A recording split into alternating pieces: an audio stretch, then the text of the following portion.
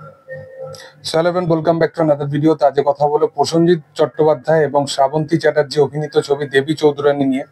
যে ছবিটা এই বছরের দুর্গাপুজোয় বাংলা সিনেমার একটা অন্যতম সিনেমা। এই সিনেমাটা যখন দুর্গাপুজো ক্লাসেতে নিজের নাম লিখিয়েছিল তখন অনেকে এই ছবিটা নিয়ে অনেক রকমের কথা উল্লেখ করেছিল যে এই ছবিটা কেন, এই ছবিটা কি কখনোই রঘু ডাকাত বা রক্তবীজ 2 এর সেই অ্যাজ এ সিনেমা হিসাবে তাদের ধারের কাছে যেতে পারবে, কারণ সেই ক্যানভাসের কাছাকাছি পৌঁছানো এই সিনেমাটার জন্য ইটসেলফ একটা বড় স্ট্রাগল বা বড় জার্নি হয়ে দাঁড়াবে।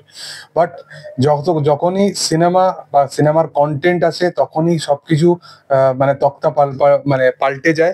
2023 সালে সেম জিনিসটা হয়েছিল।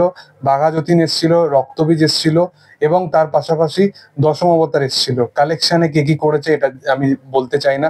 বক্স অফিস কালেকশনে ভালো নাম্বার আনলেই যে সেটা ভালো সিনেমা হয়ে দাঁড়ায় সেটা বিশাল বড় ইম্প্যাক্ট আমার জন্য সেটা পার্সোনালি ওয়ার্ক করে না।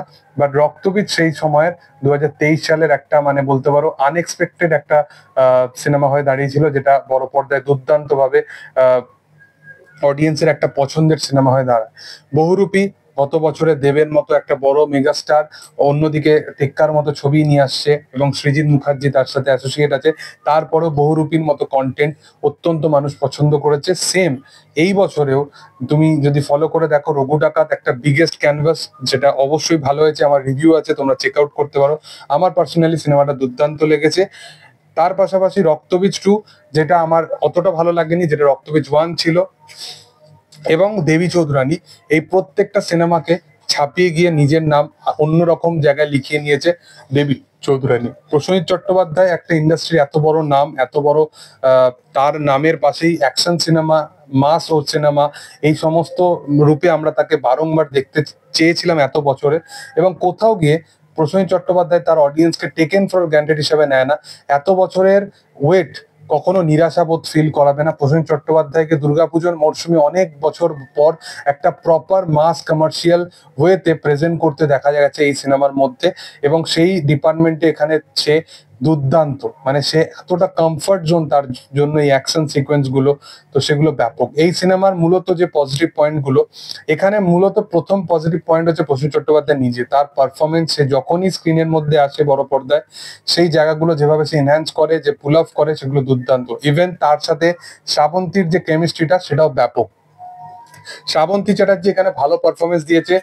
তার মানে সে অ্যাজ এ অভিনেত্রী হিসাবে আমি সবসময় বলেছি যে শ্রাবন্তী এক অন্যতম অভিনেত্রীদের মধ্যে একজন, যে তার অভিনয় দক্ষতা অনেক ভালো। বাট কখনো কখনো সে অ্যাজ এ স্ক্রিপ্ট অফ মানে তার যে কাইন্ড অফ যে চয়েস অফ স্ক্রিপ্টিং থাকে, সেগুলোতে আমার মনে হয় যে একটু প্রবলেমেটিক থাকে।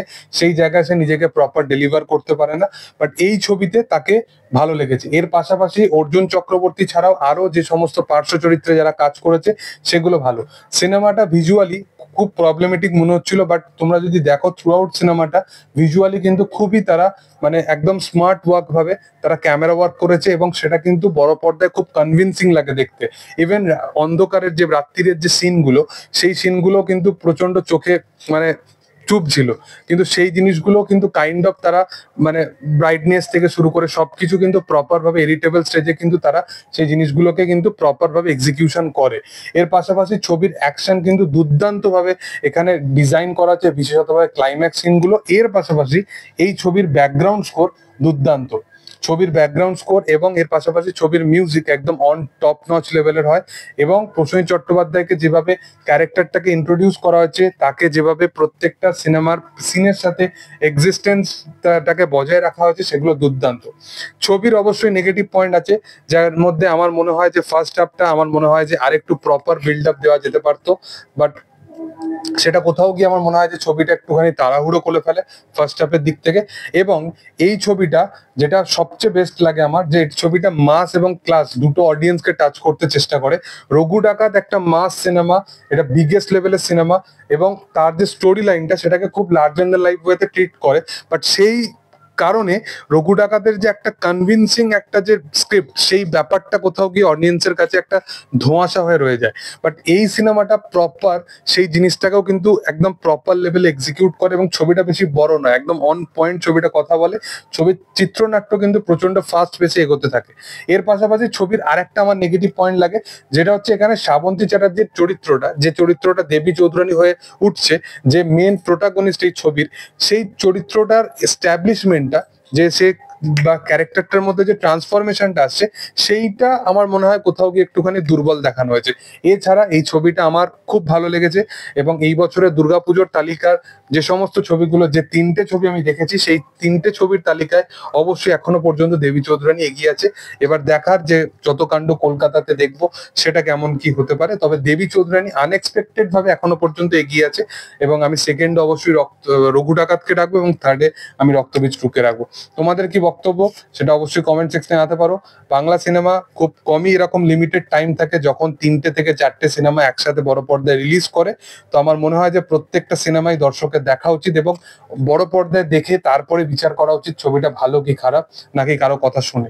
তোমাদের বক্তব্যটা অবশ্যই কমেন্ট সেকশনে জানাতে পারো। ভিডিও ভালো লাগলে অবশ্যই তোমরা লাইক করো, শেয়ার করো, সাবস্ক্রাইব করো চ্যানেলটিকে, পাশে থাকা বেল আইকনটা অবশ্যই প্রেস করে দিও। Thank you all, by.